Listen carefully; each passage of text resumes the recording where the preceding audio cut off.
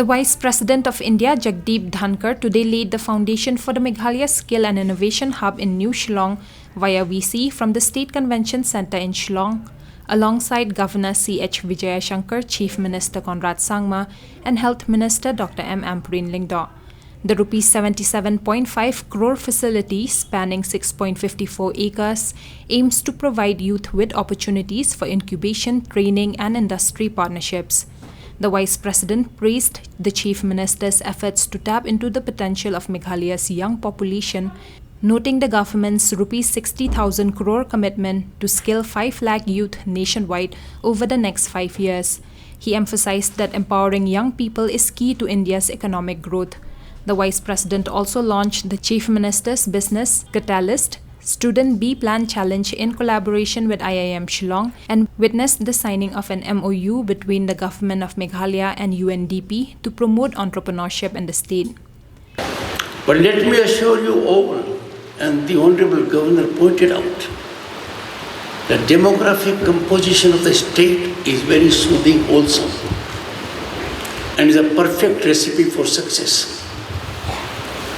The teenage youth, the mid-level youth, the mature youth, there, and the 15% category. 15% category is also good cholesterol required. Chief Minister, you with passion laid out fully the programs. I was very attentive. I am mightily impressed. These will have far-reaching consequences for the better. They will generate an ecosystem where everyone will have an opportunity to exploit talent and potential, realize dreams and aspirations. It's a remarkable achievement that will be game changer. What I saw here, and much of it is already in progress, I can visualize the days of this state are for the better and role model for other similar states. My congratulations to you and your team for being very thoughtful, futuristic, and taking into consideration our contemporaneous needs and requirements. Congratulations. Dr. Ampreen Lingdaw, Honorable Minister, handling several portfolios.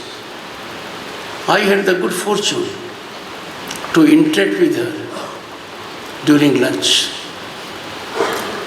Enormously talented. Her address was very impressive, insightful, and indicates a sharp grip on the job she is assigned to. My congratulations to you. We have amongst us two honorable ministers, Shri A.L. Hegg, Minister for Animal Husbandry and Veterinary, and Shri Rakam Sangma, Minister for Education. Your presence means a lot, sir. Shri D.P. Walang, Chief Secretary, Government of Meghalaya. He laid the foundation by prefacing it very well. And when a bureaucrat does it, it is a message for one and all. We have also the presence of Professor D.P. Goyal here, Director, IIM, Shillong.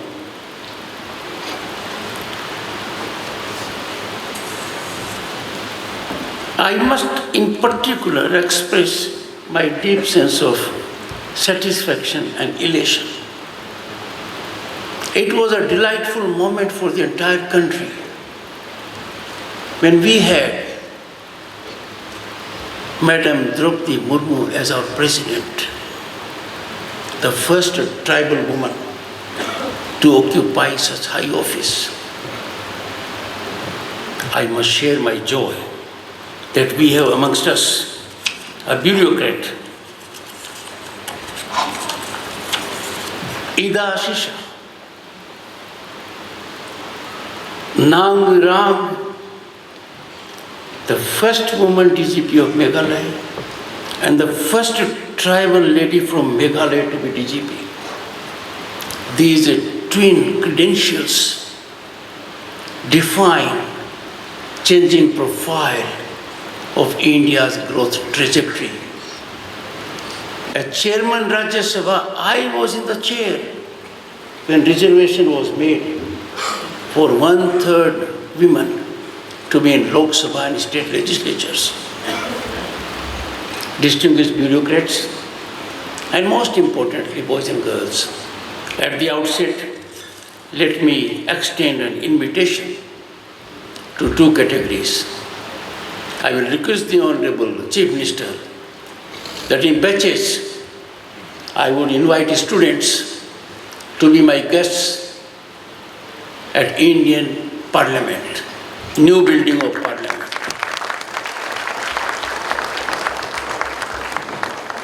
This is an ongoing exercise, and I get energized, enthused, motivated, inspired when I interact with them in Rajya Sabha Secretariat.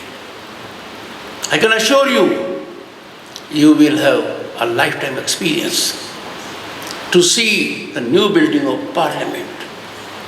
In the face of COVID, the building came into being in less than 30 months with all infrastructure, depicting our civilizational depth of 5,000 years. And I am sure the batches will start coming from November. I would depute an officer to coordinate with the Office of Chief Secretary to make things smooth. I also take the opportunity, and that I have done with some other states in the Northeast, to invite their legislators to be my guests. And I'm sure here also, the Honorable Chief Minister, Leader of the House, and keeping in mind that his father was a very illustrious Speaker of Lok Sabha, he himself has been in that theatre. So has been the Honorable Governor. A visit by legislators to Indian Parliament will make all the difference. It will add value to their work pattern.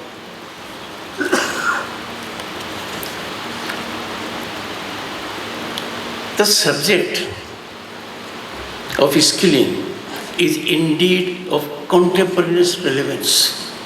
And in that context, it was my delightful moment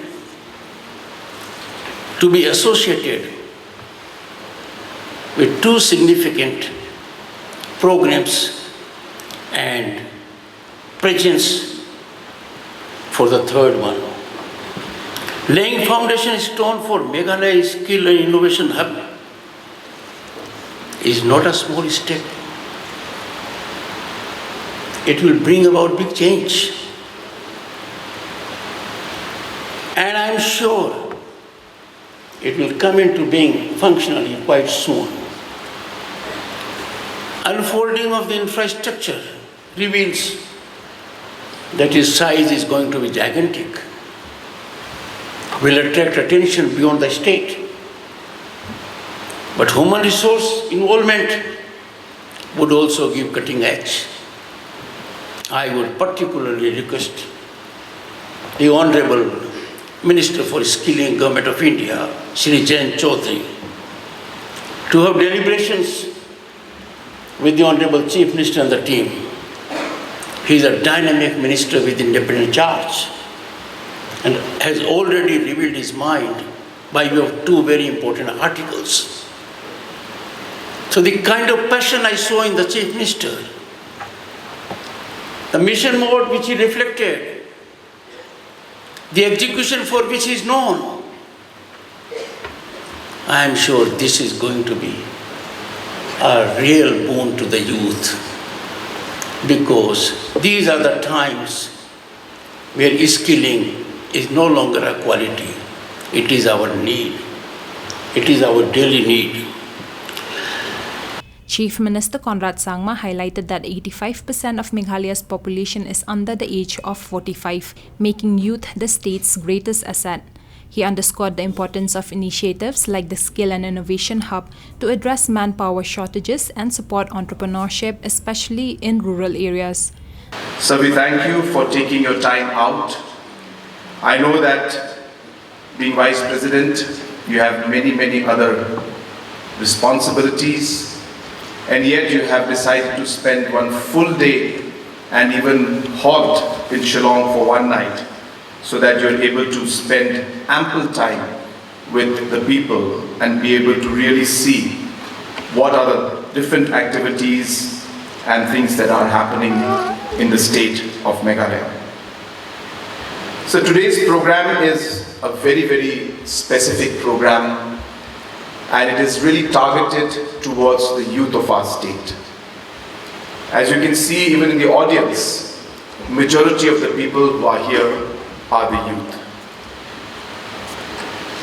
You were mentioning, sir, earlier on a light note that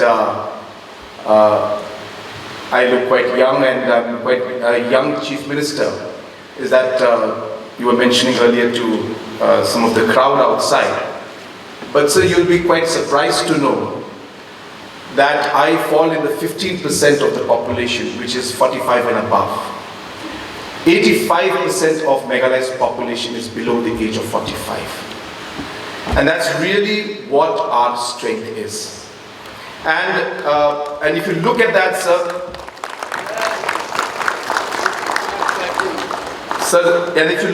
sir, it is the youth which is one of our greatest strengths and our greatest assets.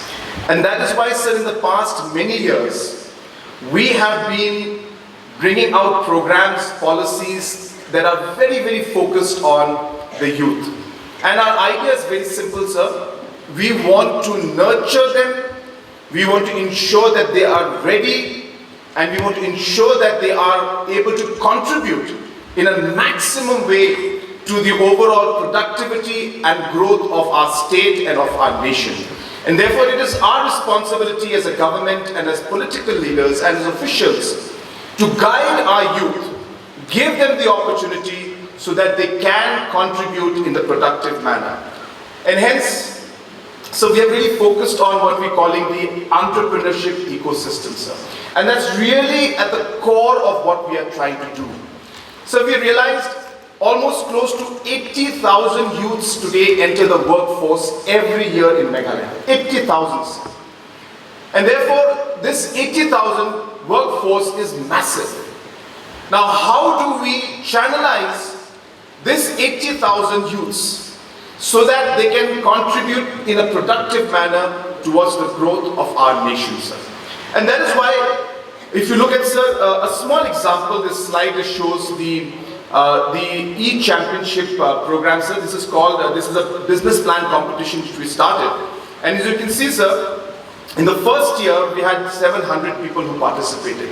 But as the years have gone, today we have almost 2,500 people who have participated. And this year we have started the new championship or the business plan competition. We expect maybe over 3,500 people to participate.